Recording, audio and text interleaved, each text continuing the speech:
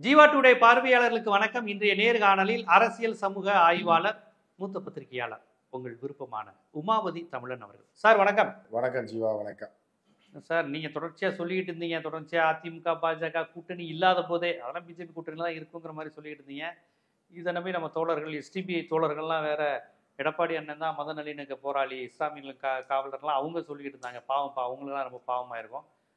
போய் நின்றுட்டாரு. அதை பத்தி நம்ம ஏற்கனவே சொல்லியிருப்போம். ஆமா, இப்பயே வெளியே வந்துருங்க, நீங்க அப்புறம் சேர்ந்ததுக்கு அப்புறம் ஐயோ கையோன்னு கத்தாதீங்க அப்படின்னு சொல்லியிருந்தோம். ஆனால் பலரும் அதை நம்பலை, இன்னைக்கு நம்புறாங்க. ரைட். சரி, எனக்கு யார் ராஜதந்திரி அதை சொல்லுங்க. எடப்பாடியா? ஓபிஎஸ் தினகரனை தூக்கு, அண்ணாமலையை விளக்கு என்று தன்னுடைய கோரிக்கைகளில் வென்ற எடப்பாடியா? இல்லை பிரஸ் மீட்ல உட்கார வச்சு எடப்பாடியை ஒரு வாரத்தை பேச விடாம ஏதாவது டிமாண்ட் வச்சிருக்காரா எடப்பாடின்னு கேட்டதுக்கு ஒரு மண்ணும் இல்லைங்கிற அளவுக்கு சொன்னாரு. இது ராஜதந்திரி யார்? அமித்ஷாவா எடப்பாடியா? ரெண்டு பேருமே கிடையாது. இந்த ராஜதந்திரி யாருன்னு பார்த்தீங்க அப்படின்னா ஓபிஎஸ். ஓபிஎஸ்ஸா? ஆமா, நீங்க தெரியாம இல்ல. ஓபிஎஸ், ஓ பன்னீர்செல்வம். ஓ, மதுரைக்கு பக்கம் இருக்கனால தேனிக்கு சப்போர்ட் பண்றீங்க. ஓ பன்னீர்செல்வம் தான் ராஜதந்திரி. என்னங்க சீன்லே இல்லைங்க அவரு? சீன்ல எதுக்கு இருக்கணும்னு கேக்குறேன். சீன்ல எதுக்குங்க இருக்கணும்? அதாவது நீங்க என்ன ஆயிடுச்சு அப்படின்னா, 3 பேர் பேசியிருக்காங்க. எங்க? ஐயர் வீட்டில் உட்காந்து. யார்? குருகுருமூர்த்தி வீட்டில் பேச்சுவார்த்தை நடக்குது. பேச்சுவார்த்தை நடந்தால் யார் யார் இருந்தாங்க சொல்லுங்க பார்ப்போம். டிவிலையும் பேப்பரில் பிரேக்கிங் போட்டேன். யார் யார் இருந்தாங்க? எடப்பாடி இருந்திருப்பாரு, குருமூர்த்தி, அண்ணாமலை. எடப்பாடி எங்க அங்கே போனார்? அமித்ஷா, அண்ணாமலை. அமித்ஷா, அண்ணாமலை இல்லை, குருகுருமூர்த்தி. 3 பேர் தான் 1 மணி நேரமாக பேசியிருக்காங்க. சரி, பேசியிருக்காங்கன்னு சொல்லி தகவல் வந்துச்சு, பிரேக்கிங் வந்துச்சு, எல்லாமே வந்துச்சு, டிவியில் எல்லாம் போட்டாங்க. ஆனால் அங்கே இருந்த இன்னொரு நபர் யார் தெரியுமா? ஓபிஎஸ். பேச்சுவார்த்தை. இந்த 1 மணி நேர பேச்சுவார்த்தையின் போதும் அந்த வீட்டுக்குள்ளே ஏற்கனவே போய் உள்ளே இருந்தவர் யார் அப்படின்னா ஓபிஎஸ். ஓ, இவங்க போகிறதுக்கு முன்னாடி உள்ள ரூம்லேயே இருந்திருக்காரு. உள்ளே அவருக்கு தனி இடம் ஒதுக்கி அவர் அங்கேயே இருந்து அவரோட தான் பேச்சுவார்த்தை, அவர் சொன்ன விஷயங்கள் எல்லாம் பேசிட்டு தான் இருந்திருக்காங்க. அங்கே தயிர் வடை சாப்பிட்ட கேளுங்க, அவர்கிட்ட இல்லைன்னு மட்டும் மறுக்கட்டும். தயிர் வடை கொடுக்கப்பட்டிருக்கு, காரா பூந்தி தூவி. சாப்பிட்டாரா இல்லையான்னு கேளுங்க. அதுலேருந்து நீங்கள் தெரிஞ்சுக்குவீங்க அவர் எங்கே இருந்தார். மூர்த்தி வீட்டில் தயிர் சாதம் தான் சாப்பிட்டு. தயிர் வடை. தயிர் சாதம்ன்றது எல்லார் வீட்லையும் தயிர் வடை சாப்பிட்ருக்காரு. நீங்களும் சாப்பிடுங்க, நானும் சாப்பிடுவேன். தயிர் சாதம்ன்றது வேற, தயிர் வடை சாப்பிட்ருக்காரு ஓபிஎஸ். அப்படின்னா யார் ராஜதந்திரி? அவங்களுக்கே தெரியாமல் அவங்க வீட்டில் தயிர் சாதம் சாப்பிட்டது, தயிர் வடை சாப்பிட்டது ராஜதந்திரியா? இல்லை என்ன நடக்குதுன்னே தெரியாமல் வீட்டில் உட்காந்துட்டு அண்ணாமலையை தூக்கிட்டாங்க அப்படின்ன உடனே அடித்து பிடிச்சி ஓடி வந்த அப்படின்னு ஒரு சீன் கிரியேட் பண்ணப்பட்டதே தவிர, ஏற்கனவே சொல்லிட்டாங்க யார்கிட்ட? வேலுமணிகிட்ட வந்திருக்காரு, டைம் கேட்கல. இப்போ அவ்வளோ பெரிய ஆள் ஆகிட்டீங்க, நீங்கள் அவரை பார்க்கணுன்னு நீங்கள் டைம் கேட்கல. ஏற்கனவே டெல்லி பார்க்கணும் நீங்கள். அப்போ அவர் தான் டைம் கேட்க மாட்டீங்க, வரமாட்டீங்க, அப்படி தானே? சாயந்தரத்துக்குள்ளே அவர் 7 மணிக்கு ஃப்ளைட்டு கிளப்ப போகிறாரு. அதுக்குள்ளே நீங்கள் வரல அப்படின்னா வேலுமணி அப்புறம் தயவுசெய்து வந்துடாதீங்க நம்ம வீட்டு பக்கம், எந்த விஷயத்துக்கு வந்துடாதீங்கன்னு சொல்லி குருகுருமூர்த்தி கெஞ்சி கூத்தாடி, அதுக்கப்புறம் அவங்க ஒரு செக்கை வச்சு அது பல்வேறு ராஜதந்திரங்கள் நடந்திருக்கு. இதில் இன்னொரு முதல் ராஜதந்திரி ஓபிஎஸ், 2வது ராஜதந்திரி யார் தெரியுமா? டிடிவி தினகரனா? அண்ணாமலை. அண்ணாமலை நினைத்ததை நீ எல்லாம் ஒரு ஆள் காலில் தவழ்ந்து பதவி வாங்க, தற்குறி தவளப்பாடி, நீ எல்லாம் ஒரு ஆள், நீ எல்லாம் எங்கள் கட்சியை பற்றி பேசுகிற, என் தலைவரை பற்றி பேசுகிறாயா? உன்னுடைய தலைமையிலாம் கூட்டணி சேர்ந்து நாங்கள் போட்டி போடணுமா அப்படின்ட்டு கடைசியாக மோடிஜி ஏதாவது சொல்லுவாருன்றதுக்காக, ஜி உங்களை பற்றியே தப்பாக பேசினேன் ஜி. யாரை பற்றி? மோடிஜியை பற்றி. தோக்க போகிற ஆள் நாமினேஷன் ஃபைல் பண்ணுறதுக்கு நான் ஏன் வரணும்னு சொன்னார்னு சொல்லி போட்டு விட்டாங்க. இதில் தான் மோடியின் டென்ஷன் ஆனது. ஏன்னா அதுக்கு தகுந்த மாதிரி எடப்பாடி எல்லா நம்பகத்தன்மையும் கொடுத்து என்டிஏ கூட்டணியில் இருக்கேன்னு சொல்லி அங்கே போய் ஒன்றா நின்று ஃபோட்டோலாம் எடுத்துட்டு அப்படியே கூட்டணி மாதிரி கட் பண்ணி விட்டார் பார்த்தீங்களா எம்பி எலெக்ஷன்லாம். அதில் ரொம்ப கொலவெறி ஆகிட்டாங்க. எப்போனா இடி செயல்பாட்டில் இல்லாத டைமில் எலெக்ஷன் அறிவிச்சிட்டாங்கன்னா அவங்களுக்கு பவர் போயிரும்ல, அந்த நேரத்தில் வெட்டி விட்டு தனியாக நின்று எடப்பாடியை ஜென்மத்துக்கு மறக்க மாட்டாங்க. எடப்பாடியை அரசியலை விட்டு ஒழிச்சு கட்டாமல் அமித்ஷாவும் விட மாட்டார், மோடியும் விட மாட்டார், யார்? அண்ணாமலையும் விட மாட்டார். எல்லாரும் ஆப்போசிட்டாக சொல்கிறாங்களே, பிஜேபியை நம்பி இருந்த ஓபிஎஸ்ஸை கைவிட்டார். ஆனா எதிர்த்து வந்த இபிஎஸ் பாத்தீங்கன்னா வாழ்க்கை அப்படிங்கிற மாதிரி சொல்றாங்க. நீங்க வெளியில இருந்து பார்க்கும்போது வேற, புரியுதா உங்களுக்கு? வெளியில இருந்து நீங்க பார்க்கக்கூடிய நிலை வேற. ஒரு உதாரணத்துக்கு ஒரு சினிமா உதாரணமே நான் உங்களுக்கு சொல்றேன், சாதாரணமாக எடுத்துக்கங்க. இப்போ நயன்தாரா ஒரு சூப்பர் ஸ்டாராக இருந்தாங்க. அப்போ நயன்தாரா இவர் லவ் பண்ணுறாரு அவசியம் அப்படின்லாம் பேசினாங்க, பெரிய பெரிய ஸ்டார்ஸ் எல்லாம் லவ் பண்ணாங்கன்னு பேசுனாங்க. ஆனால் ஒரு சாதாரண ஒரு படம் டைரக்ட் பண்ண, சாதாரண 2 படம் டைரக்ட் பண்ண ஒரு டைரக்ட், அதுக்கு முன்னாடி சொன்னால் நீங்கள் நம்புவீங்களா? ஏங்க நாங்கள் லூசுத்தனமாக சொல்கிறீங்க, Nayanthara super lady super star, அவங்க போய் எப்படி இவரை கல்யாணம் 2 படம் பண்ணியிருக்கேன், இந்த தம்பியை எப்படி போய் கல்யாணம் பண்ணுவாங்கன்னு கேட்டுப்பீங்களா இல்லையா? அது கன்ஃபார்ம் ஆனப்போ கூட எல்லாம் பேசாமல் இருக்கீங்கல்ல, புரியுதா உங்களுக்கு? இப்போ நீங்கள் நயன்தாரா வந்து ஷாருக் கானை கல்யாணம் பண்ணுறாரு, இன்னொரு கல்யாணமாக பண்ணுறாரு, சல்மான் கானை பண்ண போகிறார், அவரை பண்ணார், அவரை பண்ணார், இந்த ஆக்டரை பண்ண போகிறாரு அப்படின்ட்டு இருந்தால் கரெக்டாக இருக்குங்கன்னு சொல்லுவாங்க. ஆனால் இந்த தம்பி பண்ணுவாருன்னு யாராவது நம்பியிருப்பீங்களா? இதே மாதிரி தான் இது.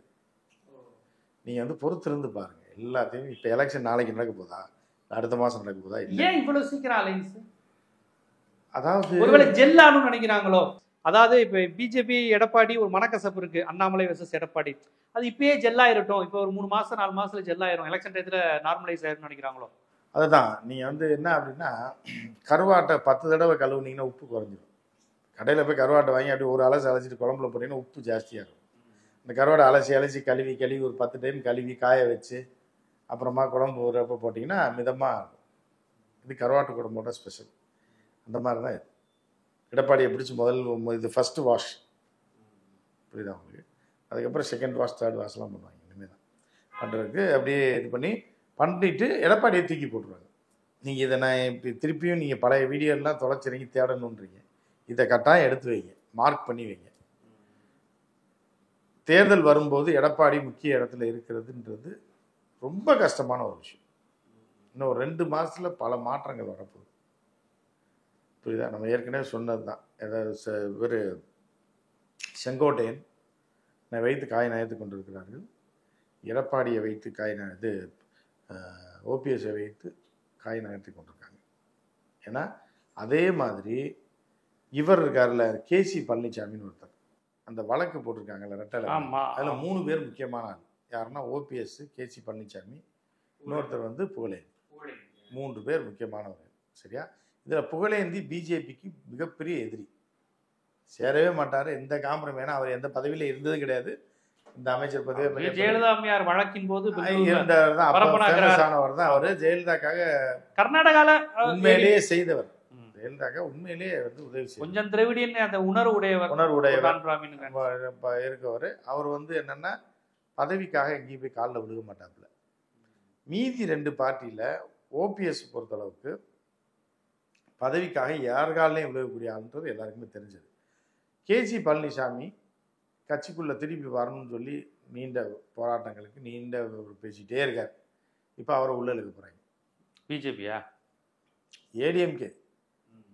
ஏடிஎம்கேல கொண்டு வந்து பிஜேபி, அதாவது ஏடிஎம்கேக்குள்ளே அவரை ஏடிஎம்கே கூப்பிடாது, பிஜேபி பிடிச்சி ஏடிஎம்கேக்குள்ளே தள்ளி விட்டுரும். செந்தில் கிணத்துக்குள்ளே விழுந்து என்ன ஏங்க இவ்வளோ பேர் காப்பாற்றலான்னு பார்க்குறோம், நீங்கள் எப்படி துணிச்சலாக உள்ளே குதிச்சு காப்பாற்றினீங்க அப்படிங்கும்போது, நானே தள்ளி விட்டேன் உன்னை தேடிட்டு இருக்கேன். அந்த மாதிரி கேசிபியை ஏடிஎம்கேல தள்ளி விட்டு இப்போ அடுத்த பிளான், இது ஒரு பிளான். நான் ஒன்றே சொல்லிட்டோன்னே கேஜிபி வந்துருவார் நீங்களே வரல, ஏடிஎம்கேக்குள்ளே வருவார். ஜூன் மாதம் காலாவதி ஆகக்கூடிய ஒரு எம்பி பதவி அவருக்கு காத்திருக்கு, புரியுதா? அவருக்கு ராஜ்யசபா ரெட்டைலை வழக்கில் கொஞ்சம் சாஃப்டாக போயிட்டு அதை வந்து வேற ஒருத்தருக்கு சாதகமாக அவர் திருப்பி விடுவார்.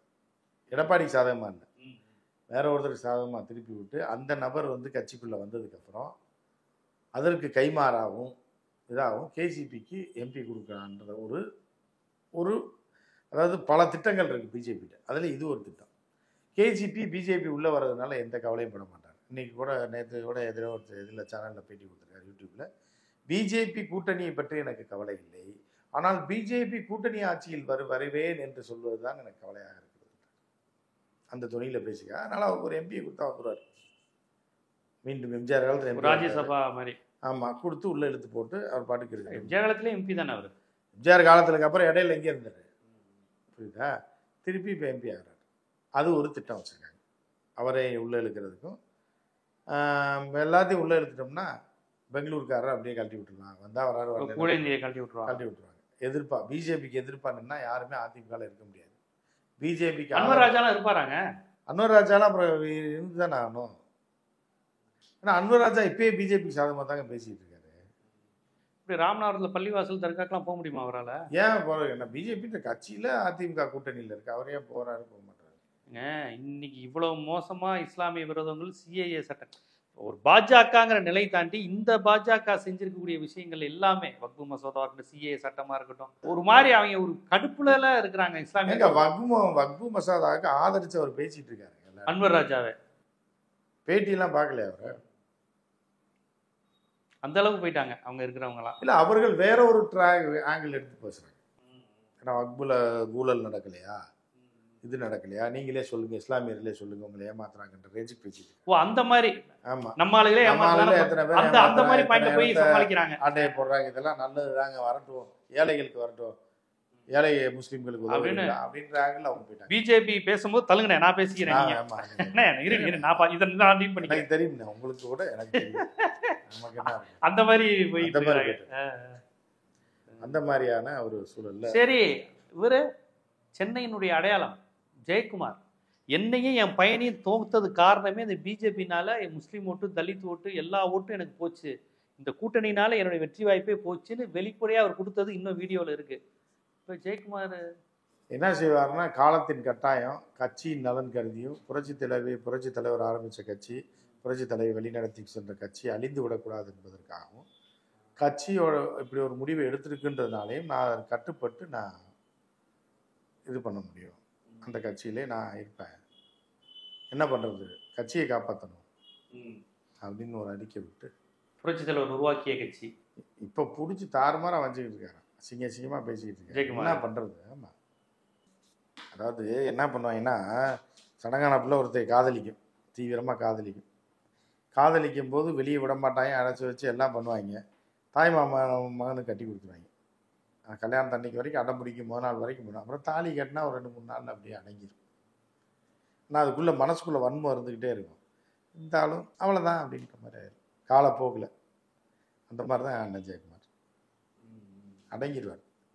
அடங்கி கட்சியை காப்பாற்றுவதற்கும், புரட்சி தலைவியுடைய கட்சி வீணாக போயிடக்கூடாது, சில சூழ்ச்சிக்காரர்கள் உள்ளே புகுந்துட்டாங்க, அவர்கள்ட்ட இருந்து தப்பிக்கிறதுக்கும் இந்த திமுக அழிக்க பார்க்குது, தமிழர்களை தமிழ்நாட்டை நாசப்படுத்த பார்க்குது அப்படின்ற வகையில் பார்த்தா முதல்ல நமக்கு எதிரி திமுக தான், அந்த ஒற்றை இலக்கில் ஒன்றிணைவோம் அப்படின்ற மாதிரி வந்தாங்க. சரி, நம்ம புரட்சி தலைவி தெய்வத்தாயோடைய கட்சியை காப்பாற்றணுன்றக்காக தலைமை சொல்வதே கட்டுப்பட்டு, நம்ம தலைமை சொல்லி கட்டுப்படணும், யார் தலைவராக இருக்காங்கன்ற பிரச்சனை இல்லை, அவங்க இது கட்டுப்பட்டு நான் இருக்கேன், அவ்வளோதான். முதல்ல இந்த எலெக்ஷனில் திமுக முதல்ல தோக்கடிப்போம், அப்புறம் பாஜக நம்ம பார்த்துக்கலாம். பாஜக அது வரையும் உங்களை விட்டு வைக்கணுமே, அதை தான் சொல்கிறேன் அப்படின்னு சொல்லிட்டு அவர் பாட்டுக்கு வேலையை ஆரம்பிச்சிட்டார். ஸோ இப்போ அதிமுகக்குள்ளே எல்லாரும் செட் ஆகிட்டாங்க, ஜெல்ல தலைவர்கள் எல்லாரும் ஆகணும், செட் ஆகிதான் ஆகணும், ஆகிட்டாங்க. என்ன அப்படின்னு ஜெயலலிதா பிஜேபியோட சேரும்போது எல்லாம் தெரிச்சு ஓடி போயிட்டாங்க கட்சியை விட்டு, அதெல்லாம் கிடையாது. அதான் நம்ம யார் அடிமைகளை வச்சுருந்தாங்க. நான் சொல்கிறது தான், நான் தான் நம்பர் 1, நீங்கள் எல்லாம் 0. 1 இருந்தால் தான் எல்லாத்துக்கும் வேலை. திருநாவுக்கரசே ஒரு முறை சொன்னார், 1 எம்ஜிஆர் தான், நாங்கள் எல்லாருமே 0 தான் அப்படின்னு. அதே மாதிரி அந்த பரம்பரையாக வர்றது தான். அதே மாதிரி ஜெயலலிதா 1, மீதி எல்லாம் 0. இன்னைக்கு 1 இல்லாமல் எல்லாமே 0வா இருக்கு, எல்லாமே 0. நான் இருக்கிறேங்கிறாங்க டெல்லியில இருந்து இல்லை, அதுதான் இப்போ இன்னைக்கு 1 யாருன்னா அமித்ஷா, மீதி எல்லாம் 0 அப்படின்ற நிலைமையில் இப்போ போயிட்டுருக்கு. பார்க்கலாம் என்ன நடக்குது. ஆனால் இது இப்படி போகாது அப்படிங்களா? வேற பி பிளான். நீங்கள் சொல்கிறீங்க எடப்பாடிக்கு முக்கியத்துவம் இல்லை, ஓபிஎஸ்க்கு முக்கியத்துவம் கொடுப்பாங்கன்னு. எடப்பாடி பழனிசாமி தலைமையிலான கூட்டணி அப்படின்லாம் அமித்ஷா சொல்லியிருக்காரு. கூட்டணி ஆட்சி அப்படின்னு சொல்லியிருக்காரா இல்லை? ஆமாம், கூட்டணி ஆட்சி. அவங்களுக்கு இப்போ என்னன்னா, மொத்தமாக திருட போகிறோம், அது இவர் வீட்டிலே திருடுறோன்றாங்க. இவர் தலைமையிலே போய் இவர் வீட்டிலே கொள்ளையடிக்க போகிறோம், அதுக்கு இவர் தான் தலைமை. வடிவேலு ஒரு படத்துல போஸ்ட் அடிச்சு விட்டுவாயில, அண்ணன் நீ 1000ஆவது திருட்டு அப்படின்னா திருட போற வீட்லயே ஒட்டிருப்பாங்க, இந்த அட்ரஸ் இந்த வீட்டில் திருட போகிறோம் அப்படிங்கிற மாதிரி. அதே மாதிரி தான் இப்போ ஒட்டிருக்காங்க, போஸ்ட் ஒட்டிட்டு எடப்பாடி வீட்டில் திருடுறதுக்கு எடப்பாடியும் கூட்டு போறாங்க தலைமையில. எடப்பாடி தலைமையில திருடுவோன்னு சொல்லி ஓப்பன் ஸ்டேட்மெண்ட் இருக்கு, அதுக்கு எடப்பாடி. நீங்க இப்படி சொல்றீங்க, செய்திகள்லாம் அடுத்து அமித்ஷா சொல்லிட்டாராம், சரி பாமக தேமுதிகலாம் உள்ள இருக்கிற வேலையை பாருங்க அப்படின்ட்டாங்க. அவர் ஃபோன் போட்டு பேசிகிட்டு இருக்கிறாராம். அவங்க பிரேமலதா மேடம் இரட்டை இலக்கத்துக்கு குறையாம வேணும் அப்படின்னு கண்டிஷன் போட்டிருக்காங்களாம். ஒரு 8-9 சீட். இரட்டை இலக்கம்னா 2 சீட்டா? இல்ல, 10க்கு மேல. 10க்கு மேல அந்த மாதிரி கேட்டாங்களாம். உடனே ஒரு 8-9க்கு முடிச்சிருக்காருன்னு தகவல் வராங்க. ஆனால் பிரேமலதா அவர்கள் நாங்கள் இன்னும் யாருடன் பேசவில்லை, ஊடகங்களில் வருவதை நம்பாதீர்கள் அப்படின்னு அவங்க ஸ்ட்ரிக்டாக கொடுத்துருக்குறாங்க. பாமகட்டையும் எப்படியா இழுத்துருங்கிற மாதிரி அசைன்மெண்ட்டை இவர்கிட்ட தான் கொடுத்துருக்கிறதெல்லாம் செய்தி வருது. உண்மையாது? அதான் இந்த மானம் உள்ள பொண்ணு மதுரையில் கேட்டாங்க, இப்போ தமிழ்நாடுகுடியில் கேட்டாங்கன்னு சொன்னா தான் லோக்கலில் எவனா பொண்ணு பார்க்கனாலும் வருவான். புரியுது அவங்களுக்கு? சொன்னாதானே அங்கே கேட்டாங்க இங்கே கேட்டாங்க அங்கே பார்த்தாங்க இங்கே பார்த்தாங்கன்னு நம்மளா சொல்லி. ஜப்பான்ல ஜாக்கி சான் கேட்டாங்க, கூப்பிட்டாரு. ஜப்பான்ல ஜாக்கி சான் கூப்பிட்டாரு. இங்கே வந்து 6 நாள் கலர் கலரா ரீல் விடுறாங்க. ஆமா, அந்த மாதிரி தான் இப்போ நீங்கள் சொன்ன லேடியை சொல்லணும். கவுண்டர் பண்ணி காமிக்கிட்டாங்க. தானாக உட்காந்து பேசிட்டு இருக்கேன்மா, அதை யாரும் கூப்பிட்ட மாதிரி தெரியல. அதுதான் வந்து என்னை கூப்பிட்றாங்க. ரெட்டை இலக்கத்தில் திமுகலேயே ஒரு அமைச்சர் பேசிட்டு இருக்காராமே பிரேமலதா. சும்மா அந்த பக்கமாக போனவர் பேசிட்டு பாருங்க, நல்லா இருக்கீங்களாம்மா அப்படின்னு அவனா பார்த்துருப்பான். பத்திரிக்காரன் டியூட்டி முடிஞ்சு போயிட்டு இருந்திருப்பான் அந்த பக்கம் கோயம்பேடு பக்கம். பஸ்ஸில் போகும்போது ஜன்னல் வழியாக பார்த்துருப்பான். என்ன இவர் அங்கே நிற்கிறாருன்னு திமுக பேச்சுவார்த்தை. திமுகவில் 1.5% ஓட்டை வச்சு என்னங்க பண்ணுறது? சேர்க்க மாட்டாங்க. அதுவும் அவங்களுக்கு அலைன்ஸ் ஸ்ட்ராங்காக வேற இருக்கு கொடுக்குறதுக்கு சீட்டு கொடுக்குறதுக்கு இது இல்லாமல் இருக்கு. இப்போ இவர் வேற பெரியவர் வேற வரேன்றாரு. யாரு? டாக்டர். அப்படியே பேசுறாருன்னா? ஆமாம், அவர் நான் வந்துடுறேங்கன்றாரு. பழைய மாதிரிலாம் அவர் வந்து பிஜேபி அல்லாத அதிமுக விரும்பினாரு. அப்போ இப்போ நீங்கள் விரும்புகிற பொண்ணு இன்னொருத்தனை கல்யாணம் பண்ணிடுச்சுன்னா என்ன பண்ணுவீங்க? நீங்கள் வேற பொண்ணு தான் உங்களுக்கு பார்க்கணும். இந்த மாதிரி தான் இருக்கா. இவர் விரும்பலாம், இந்த பொண்ணுக்கு வேற கல்யாணம் ஆச்சு, தப்புன்னு தாலி கட்டிட்டா. இல்லை, அன்புமணியை வந்து துரத்துறது தான். அன்புமணி வீட்டை விட்டு 3 நாளாக வரலையா? நல்ல வேளை தண்ணி அடிக்கிற பழக்கம் அன்புமணி கிடையாது. அப்படியே உட்காந்துருக்காரான் டால்ஃபினை பார்த்துக்கிட்டே மாடியிலே. சாப்பிட கூட போல. மத்தியானம் சாப்பிட மாட்டாரான். நைட்டு ஏதோ 2 இட்லியை சாப்பிட்டு படுத்துருக்காரு. சுகர் மாத்திரை கூட போடல போல. வீட்டில் எல்லாம் வருத்தமாக இருக்காங்க. மகள்லாம் ரொம்ப வருத்தமாக, அப்பா அவ்வளோ சோகமாக இருக்காரு அப்படின்னு சொல்லி இருக்காங்க அப்படின்னு. அந்த பிள்ளைங்களும் வந்து 2 பிள்ளைங்களுமே எம்எல்ஏ சீட்டு கேட்குறாங்க. அப்பா விட்டுறாங்கப்பா, ஏன் பேரை விட்டுறாங்க நீங்கள் பாட்டுக்க, எனக்கு விட்டுனா இல்லைம்மா ஒருத்தருக்கு இந்த டைம் தரேன். கடந்த முறை அம்மாவுக்கு பிரச்சாரம் பண்ணாங்க, இந்த முறை அவங்க. ஆமாம், மூத்த பிள்ளை கேட்குது. 2 பிள்ளையும் கேட்டிருக்கு. இந்த டைம் அக்காவுக்கு கொடுத்துட்றேன்னு சொல்லியிருக்காரு. அக்காவுக்கு ஒரு சீட்டு கொடுத்துருவோம், அடுத்த டைம் நீ வாமா. அக்கானா போய் ரஜினிகாந்த் சந்திச்சு வந்தாங்க அவங்க தானே? அது தங்கச்சி, அதுதான் ப்ரொடியூசர் ஆயிருக்கு. இப்போ அந்த பொண்ணு தான் சீட்டு கேட்குது. ஏதோ நாய் ஏதோ சுற்றுச்சூழலா ஏதோ ஒரு படத்தை எடுத்தாங்க போல. ஆமாம், இப்போ ஒரு படம் எடுத்து அதையே ரஜினிகாந்த் போய் தான் ஆசீர்வாதம் டைரக்டா. ஆமாம், அவங்க அப்பாவுக்கு எதிரி தானே. அவர் ஆசீர்வாதம் பண்ணும் சினிஃபீல்டில் ஒழிச்சு. தாத்தாவுக்கு எதிரி, அப்பாவுக்கு ஃப்ரெண்டு. அது என்ன, ஒரு காலத்தில் அவருக்கு வெடி வச்சிருக்காங்க குடும்பம். அவர் பாட்டுக்கு இந்த டைம் நம்ம குடும்பத்துக்கு வெடி வச்சிட்டாருன்னா என்ன பண்ணுறது? உங்க ஏரியாவுக்கு வரேன் பண்ணுங்கன்ற மாதிரி, மகளா நினைச்சு பண்ணுங்க அப்படின்ற மாதிரி. அவரும் ஒன்றும் கெடுதல் நினைக்காம, நைஸ் ஓகே நல்லா அப்படியே வந்துட்டீங்களா, எப்படி என் வழிக்கு நீங்கள் வந்து தான் ஆகணும். இன்னும் மனசு சாப்பா, இந்த படத்துக்கு எவ்வளோ வேலை காட்டினீங்கடா நீங்கள். மரத்தை வெட்டி போடுறேன், நீங்கள் தேட்டருக்கு தீ வச்சிருவேன், நீங்கள் வெட்டியை தூக்கிட்டு போய் எரிக்க போனீங்க.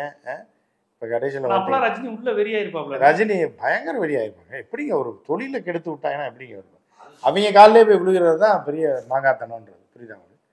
எவனை ஒழிச்சு கட்டி யாரோடைய படத்தை பெட்டி வச்சு எரிச்சிங்களோ அதே நபர், அந்த நபர் சூப்பர் ஸ்டார்கிட்ட போய் நிற்கிட்டீங்கள. சூப்பர் ஸ்டார் தான் வெயிட். இந்த மானங்கடை பேசிட்டு இருந்தான் சீமானு, அவன் போய் எங்கே நின்னா கடைசியில் அவர்கிட்ட. அப்போ ரஜினிக்கு தான் அந்த வெற்றி மேல் வெற்றி கூடிய. அவர் வந்து எது பெரியவர், பண்பாடு மிக்கவர், என்னமோ சொன்னார். ஏன் பெரியவர்? நிறைய பேர் ரோட்டில் டீ கடை கூட வச்சிருக்காரு சீமான். அவர் காலில் போய் விட வேண்டியதான். நீ எதுக்கு ரசின்? அவரும் பெரியவர் தானே, அவன் முப்பாட்டனார் தானே. உங்கள் ஏரியாவில் டீ கடை வச்சிருக்கவர். இந்த முத்தண்ணன் டீ கடை இருக்கு உடம்பு, எத்தனை தடவை ஓசியில் டீ குடிச்சிருக்கீங்க, கடை காசு தராமல். அப்போ அவர் காலில் விழுங்க. ரஜினிகாந்த் திட்டாதீங்க, சங்கினா சக தோழன்னு அர்த்தம்லாம் சொன்னார். அந்த மாதிரி தான். அப்போ ராமதாஸ் பொண்ணுங்க, இப்போ அன்புமணி பொண்ணுங்க 2 பேருமே சீட்டு கேட்குறாங்க. இந்த டைம் ஒருத்தருக்கு தரேன். இந்த அளவுக்கு பேசும்போது தான் ராமதாஸ் கடுப்பாயிட்டாங்க. பச்சை பிள்ளைகளை கூப்பிட்டு நீ எம்எல்ஏ ஆக்குறியா? கட்சி உன் கையில் தலைவன் கொடுத்தா என்கிட்ட கேட்காம அவன் பொண்டாட்டிக்கு ஒரு சீட்டை கொடுத்தாங்க, நிற்க வச்சிருக்க எம்பி சீட்டு கொடுத்து. பிடிக்கல, உடன்படல. இவருக்கு தெரியாதாங்க, நாமினேஷன் அவங்களா போய் தாக்கல் பண்ணியிருக்காங்க. போய் அடுத்து மகளுக்கு 2 பேரும் கொடுக்குறேங்க போது ரொம்ப டென்ஷன் ஆகிறாரு. இப்போ உங்கள் குடும்பத்துக்கே எல்லாத்தையும் எடுத்துட்டேன், அவர் எப்படி கட்சி நடத்துறது? கூட பிறந்த அக்கா சங்கமித்ரா இருக்குது. சங்கமித்ராவும் கேட்குது 2வது பிள்ளை. இல்லை வேணாம், மூத்த பிள்ளைக்கு முதல்ல கொடுத்துருவோம் அப்படின்னு சொல்லிட்டு அந்த பிள்ளைக்கு ஃபிக்ஸ் பண்ணியிருந்தாங்க. இப்போ அன்புமணிக்கே சீட்டு இல்லைன்ற நிலைமைக்கு ராமதாஸ் ஆக்கி விட்டாப்புல. அதனால் அவங்களும் வெயிட்டிங்கில் இருக்காங்க. சரி பிஜேபி வந்துருவாங்களே எப்படின்னாலும். பிஜேபிக்கு வந்து தான் ஆகணும். ஏடிஎம்கேவோட சேரும்போது ஏடிஎம்கே போய் பிஜேபி புரியுதா உங்களுக்கு?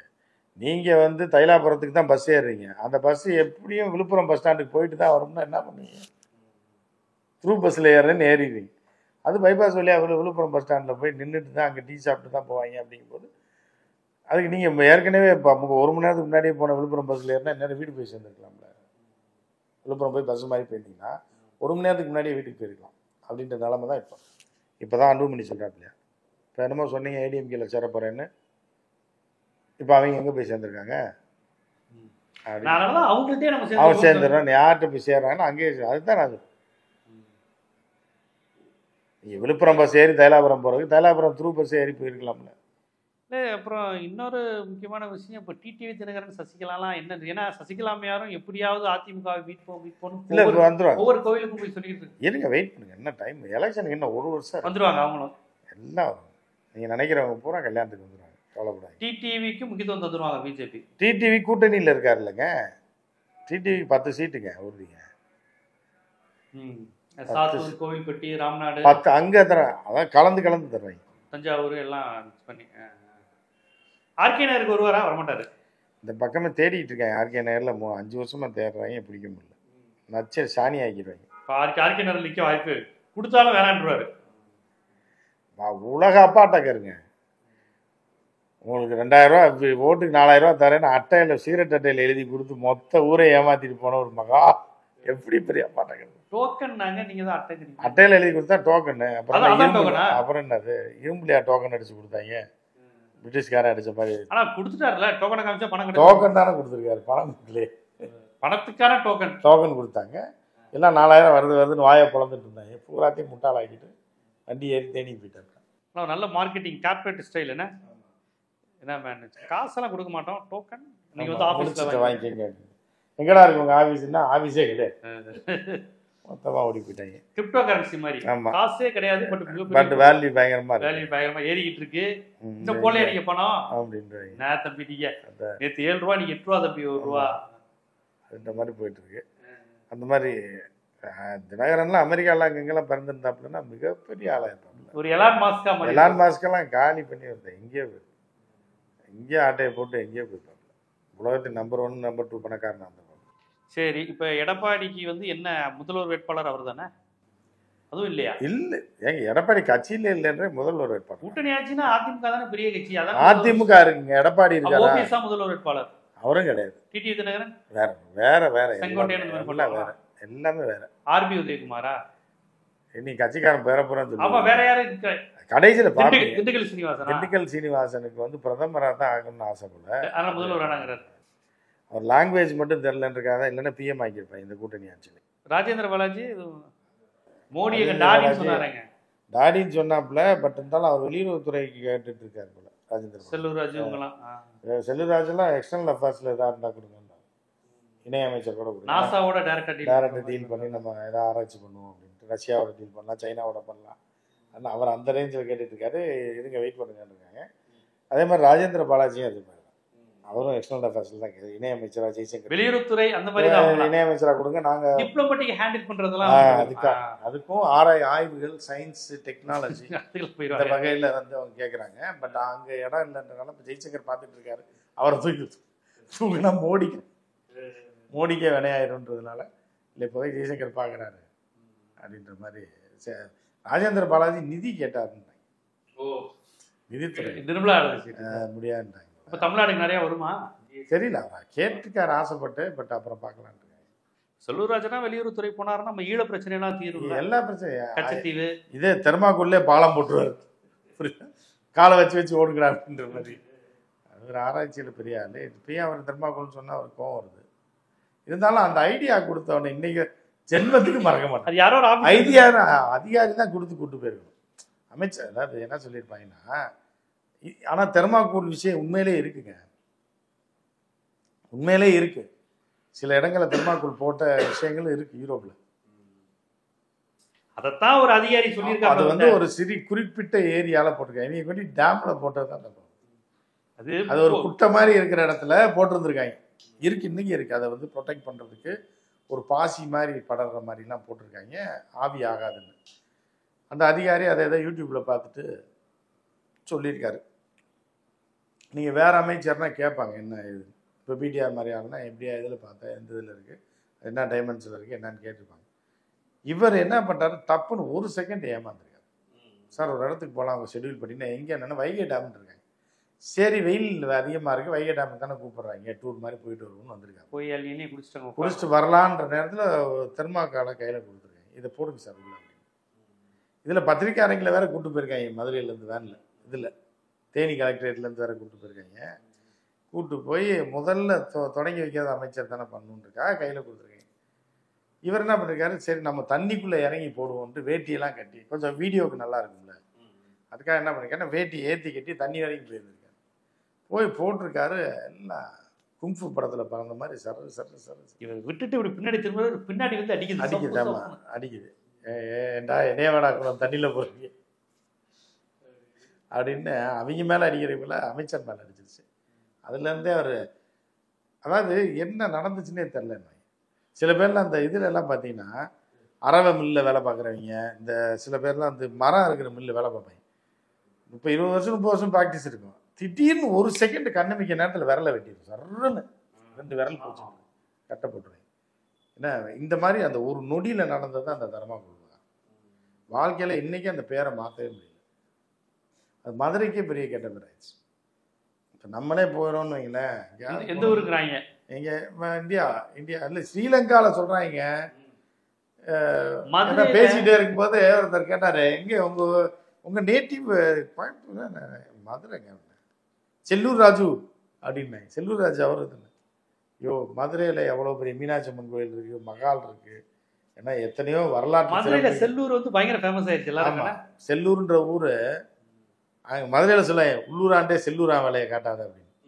இது வந்து உலகம் புறா நாங்கள் சின்ன வயசில் இருக்கும்போது சொல்லுவோம், உள்ளூராண்டே செல்லூரா வேலையை காட்டாத அப்படின்னு. அது மாதிரி நம்ம செல்லூர் ராஜு காட்டின வேலை உலகம் புறம் போயிடுச்சு. சாதாரண விஷயம். அது பழமொழின்னாலும் அது உண்மையாக இருப்பார். மதுரையில் எல்லாருக்கும் தெரிஞ்ச இடம் செல்லூர்.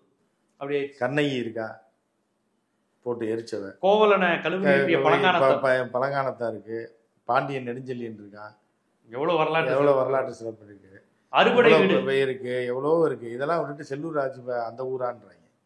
அப்போ நமக்கே ரொம்ப மன வருத்தமாக தான் இருக்குது. இருந்தாலும் அவர் நல்ல மனுஷன் தானே, தனிப்பட்ட முறையில் நல்ல மனுஷன், வெகுளித்தனமான ஆள். அவர் ரொம்ப சீரியஸான ஒரு கிரிமினல்லாம் கிடையாது செல்லூர் ராஜை பொறுத்தளவு, அந்த மாதிரி கிடையாது.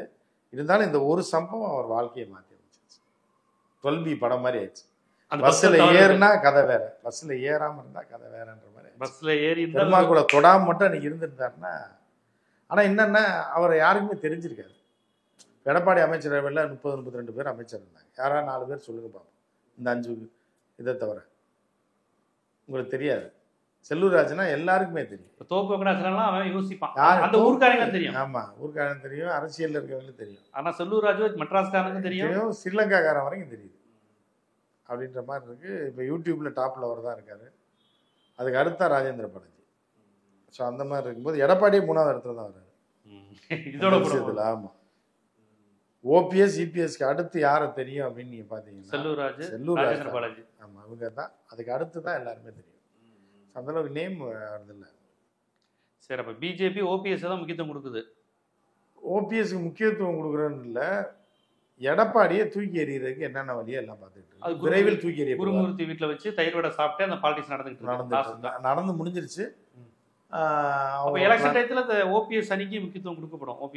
ஓபிஎஸ் உள்ளே வந்துருவாருங்க, கட்சிக்குள்ள 3 மாசத்துல கட்சிக்குள்ள வந்துருவாரு. பலாப்பழத்தில் நிற்க வேண்டிய அவசியம் இல்லை. அது எம்பியில் கொஞ்சம் திடீர்னு விட்டுட்டு ஓடிட்டாப்ல ஓபிஎஸ். சரி, இபிஎஸ் இந்த பஸ் ஸ்டாண்டில் நின்றுங்க பாத்ரூம் போயிட்டு வரேன்ற மாதிரி தான் நான் கதை.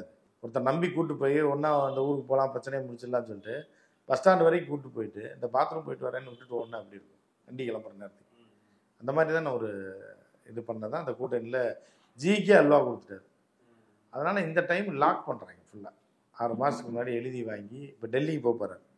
இப்போ எல்லாம் எழுதி வாங்கிட்டு அதுக்கப்புறம் நீ இல்லை. ஸோ இந்த அரசியல் இபிஎஸ்ஸுடன் அமித்ஷா கூட்டணி வைப்பது போல் தோற்றமளித்தாலும் உள்ளுக்குள் நிறைய அதிமுகவோட தான் கூட்டணின்னு சொல்லி மோடிஜியே சொல்லியிருக்காருன்றத ட்விட்டரில் நீங்கள் பார்க்கணும். இபிஎஸ் ஓபிஎஸ் எந்த பேருமே அந்த ட்விட்டரில் இல்லை.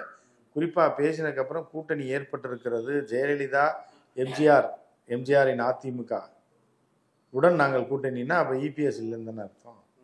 அதை நீங்கள் மனசில் வச்சு பார்த்துங்க, இந்த வீடியோ வச்சுருங்க, பிற்காலத்தில் யூஸ் ஆகும். கண்டிப்பாக எல்லாரும் ஒரு பொதுவான ஒரு செய்தியை அதை குறித்து சொல்லிக்கிட்டு இருக்காங்க. நீங்கள் இல்லை இதுக்குள்ளே ஒரு விஷயம் பொதிந்து இருக்கிறது, ஒளிந்திருக்குன்னு சொல்லுவாங்களே, அதுக்குள்ளே அந்த மாதிரி ஒரு விஷயம் இருக்குங்க, அதை கவனித்து பாருங்கன்னு நுட்பமாக இன்னொரு நீங்கள் பூவாக பார்க்குறீங்க, நான் அதுக்குள்ளே இருக்க தேனை பார்க்குறேன், அதுக்குள்ளே ஒரு வண்டு உட்கார்ந்துருக்குன்றதே நம்ம சொல்லணும். நீ ஓப்பரா பார்த்து ஒரு பூங்கிற பூக்குள் வண்டு உறிஞ்சுகிற தேன் எல்லாம் இருக்கிறது உள்ளே இருக்குது. ஒரு மகரந்த சேர்க்கையவே சொல்றீங்க. வண்டு பறக்கும் போது தான் தெரியும் உங்களுக்கு, ஓ வண்டு இவ்வளவு நேரம் உள்ள உட்காந்துருக்கான்ற மாதிரி. அந்த வண்டு தான் ஓபிஎஸ். பூவுக்குள் உள்ள வண்டு தயிர் வடையை உறிந்து கொண்டு உட்காந்துருக்கு, அது உள்ள ஒரு வண்டு இருக்கு. அது போக நீங்கள் தூரத்துலேருந்து பார்க்குற பூவில் உள்ளுக்குள்ள இது இருக்கு, அது என்ன அந்த மகரந்தம்னு வாங்க, அதுதான் அடுத்த ப்ரொடக்டிவிட்டிக்கு முக்கியமான விஷயம். அதுவும் உள்ளே இருக்குது. இதெல்லாம் உங்களுக்கு போக போக தெரியும். கண்டிப்பாக பார்ப்போம் என்ன மாதிரி அரசியல் நகர்வுகள் வரப்போகுது. இப்போ இன்னொரு 10 மாதத்துக்கு இருக்குது செய்தி, பயங்கரமான செய்திகள், அடிக்கடி திருப்பங்கள் மாற்றங்களாக வரும், எதிர்பார்க்கலாம். பார்ப்போம். இது குறித்து உங்களுடைய கோணம் பார்வை, என்னென்ன விஷயம் நடக்கும் அப்படிங்கிறத ரொம்ப வளமையான உங்கள் பாணியில் எடுத்து சொன்னீங்க. நன்றி.